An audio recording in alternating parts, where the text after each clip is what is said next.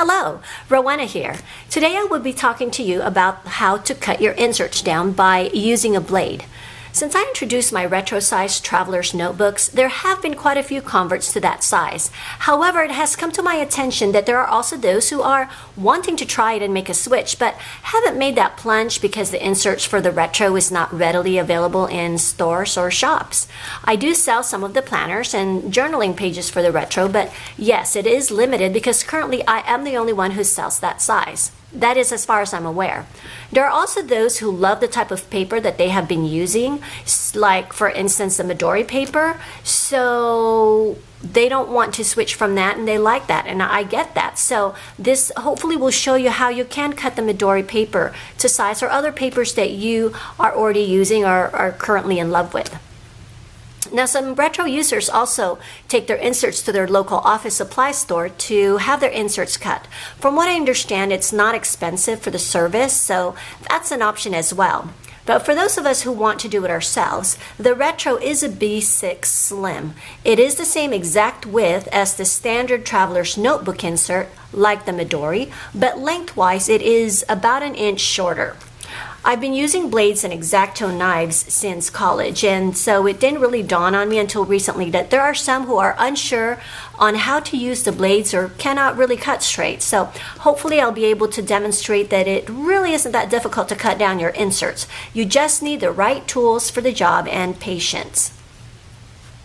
Now, just like with anything sharp, you need to be very careful with the blades, and please use them with much care. This video is to show you how I use a blade to cut paper down. If you decide to give it a try, I am in no way to be held responsible for any accidental or intentional cuts that might occur. If you decide to do this, you are doing it at your own risk. I just want to clear about that. If you are unsure of yourself, by all means, please go to your local office store and have the professionals cut the inserts down for you.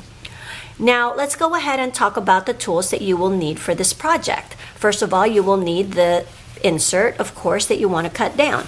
And let me show you an example. This one right here is the standard size traveler's notebook. This is the retro slim size. And as you can see, it's about the same width, and it's about 1 inch shorter. Now, depending on what you are cutting, the right size blade is very important. For example, the X-Acto blade, which is the one that looks like this, though it will work for cutting the insert, you really don't want to use this size because, in my opinion, it's too small. I prefer to use either a utility blade, such as this or this, two different kinds, or a roller blade that a lot of the quilters use for garment and things, which this can be purchased at a crafting store, such as Michael's or Hobby Lobby. If you are not used to cutting with a roller blade, I would suggest using a utility knife instead. The reason is that with a roller blade, it is much too easy for it to glide, which can mean less control and more accidents. Another important tool to have is a self-healing mat, such as this one right here. This one is made by Olfa. There are different makers and brands, and so you can use whichever one. Just make sure that it's a self-healing mat. Don't just put cardboard or something like that on the bottom to cut on. A healing mat is important because not only will it preserve the sharpness of your blade, but by using the correct tools, it makes cutting easier and safer. Now make sure that also that your blade is sharp. Dull blades can ruin the paper as well as cause accidents. Also, I suggest using a metal ruler and not a plastic one. It's preferable to have a cork on the bottom. The cork provides a grip so that the ruler doesn't move around all over the place, and it also provides a bit of space in between the ruler and the paper so that when you cut, it won't easily go across the ruler because of it's not flush or flat with the surface that you're cutting. I bet you've always wondered why there's a cork on the bottom of metal rulers, don't you? or didn't you? So now you know. When you are cutting something thick like an insert, you should stand so that you have a good amount of control. Make sure that the table or counter is at a comfortable height and that your feet are firmly planted on the floor. I know you're thinking about now that that just sounds silly. Feet firmly planted on the floor. Look, I'm a professional, okay? So just do it. It really does help.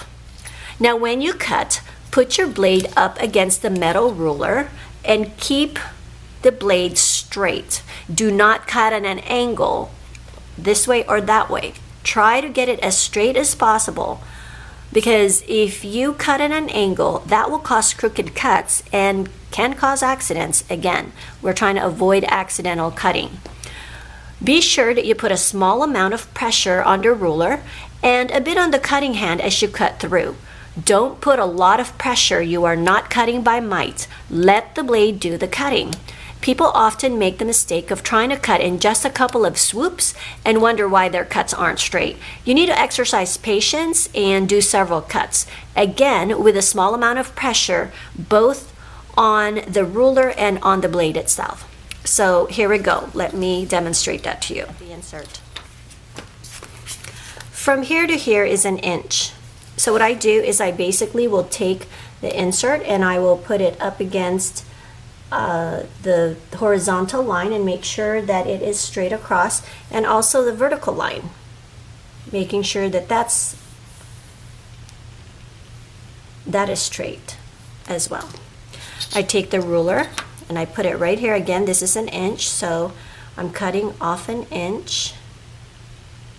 So I line it up with that line, and I'm standing so that I can have a good amount of grip and pressure on both the ruler and the blade.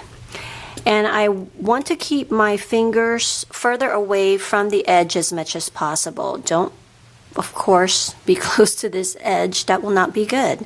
So just put it up and get closer over here, making sure that it's comfortable enough that it's not going to slip on you, but far enough that if you accidentally go across, hopefully you'll miss and you'll miss your fingers. Okay, so here we go. Here's the blade. I'm cutting straight, again, not at an angle. I'm going to cut straight up and down with a bunch of cuts, not just a couple of swoops. I will be patient and I will take time cutting. Putting a little bit of pressure.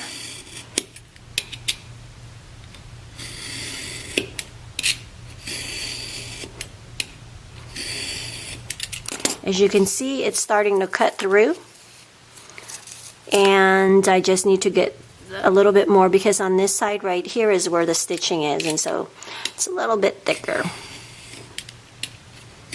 Again, just using some patience. Whoops.